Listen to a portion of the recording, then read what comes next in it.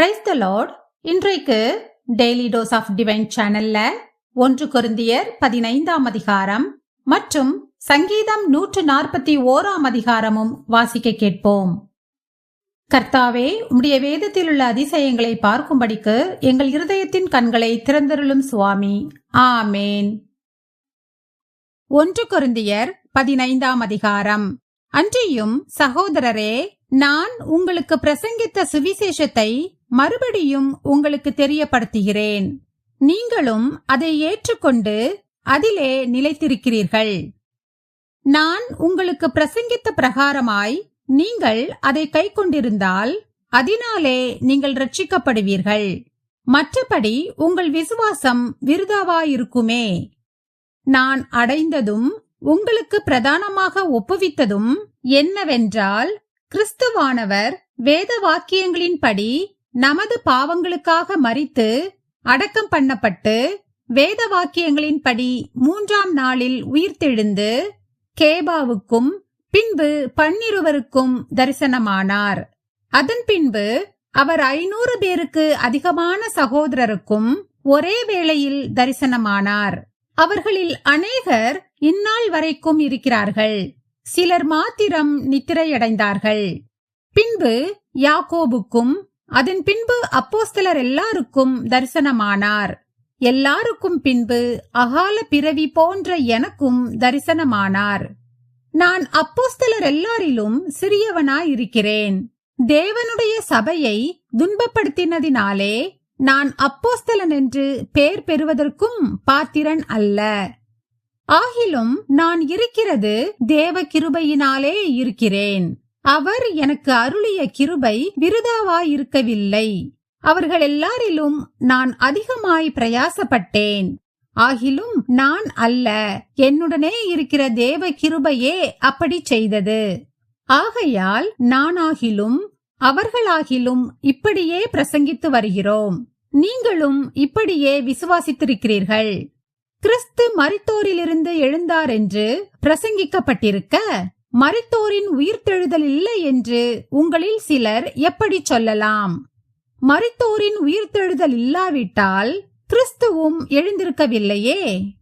கிறிஸ்து எழுந்திருக்கவில்லை என்றால் எங்கள் பிரசங்கமும் விருதா, உங்கள் விசுவாசமும் விருதா. மரித்தோர் உயிர்த்தெழாவிட்டால் தேவன் எழுப்பாத கிறிஸ்துவை அவர் எழுப்பினார் என்று நாங்கள் தேவனை குறித்து சாட்சி சொன்னதினாலே தேவனுக்காக பொய் சாட்சி சொல்லுகிறவர்களாகவும் காணப்படுவோமே. மரித்தோர் உயிர்த்தெழாவிட்டால் கிறிஸ்துவும் எழுந்திருக்கவில்லை. கிறிஸ்து எழுந்திராவிட்டால் உங்கள் விசுவாசம் வீணாயிருக்கும். நீங்கள் இன்னும் உங்கள் பாவங்களில் இருப்பீர்கள். கிறிஸ்துவுக்குள் நித்திரை அடைந்தவர்களும் கெட்டிருப்பார்களே. இம்மைக்காக மாத்திரம் நாம் கிறிஸ்துவின் மேல் நம்பிக்கையுள்ளவர்களாயிருந்தால் எல்லா மனுஷரை பார்க்கிலும் பரிதபிக்கப்படத்தக்கவர்களாயிருப்போம். கிறிஸ்துவோ மரித்தோரிலிருந்து எழுந்து நித்திரை அடைந்தவர்களில் முதற் பலனானார். மனுஷனால் மரணம் உண்டானபடியால் மனுஷனால் மரித்தோரின் உயிர்த்தெழுதலும் உண்டாயிற்று. ஆதாமுக்குள் எல்லாரும் மரிக்கிறது போல கிறிஸ்துவுக்குள் எல்லாரும் உயிர்ப்பிக்கப்படுவார்கள். அவனவன் தன் தன் வரிசையிலே உயிர்ப்பிக்கப்படுவான். முதற் பலனானவர் கிறிஸ்து.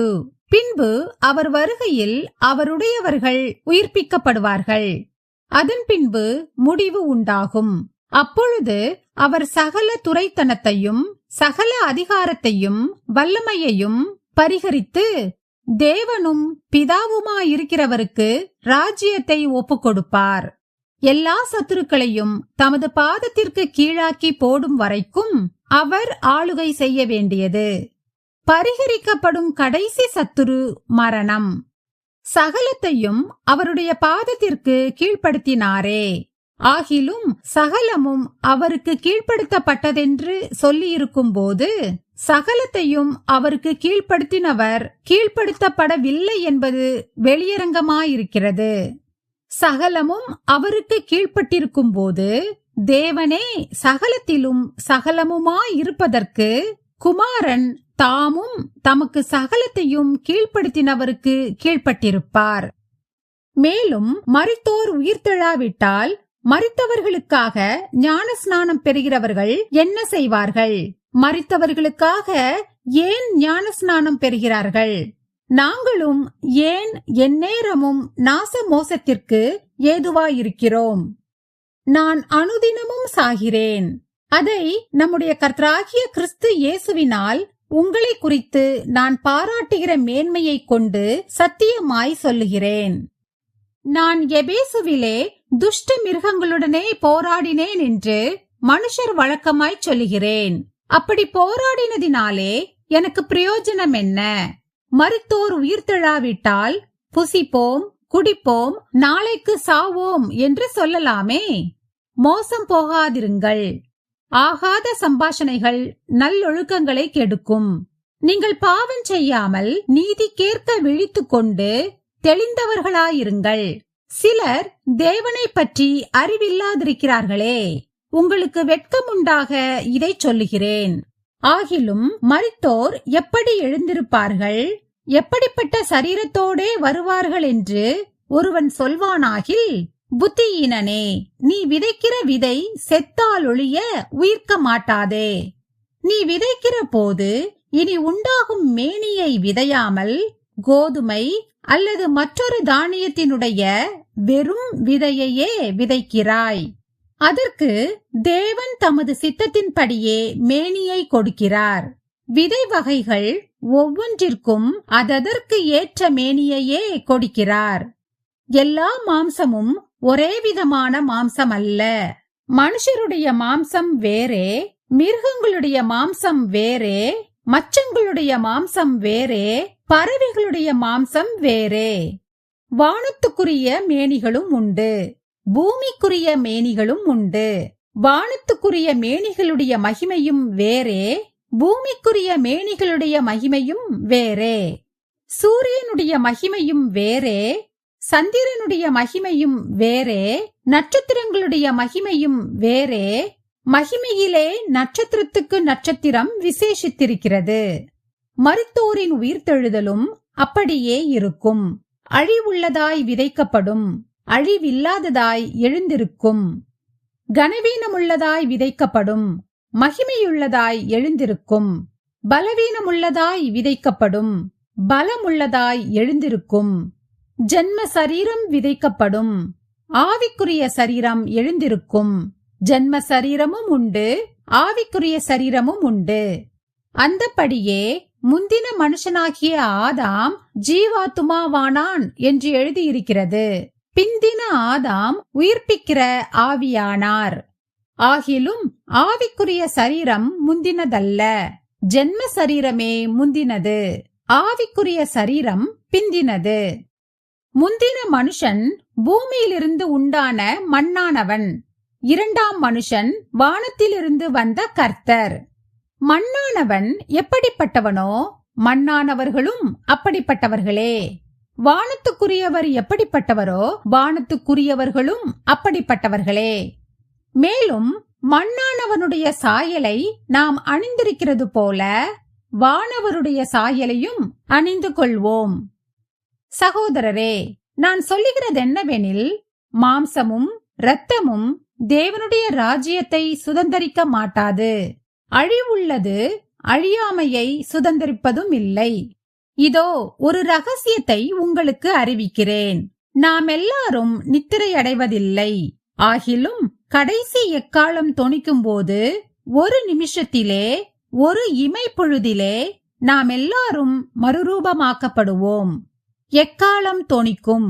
அப்பொழுது மரித்தோர் அழிவில்லாதவர்களாய் எழுந்திருப்பார்கள். நாமும் மறுரூபமாக்கப்படுவோம்.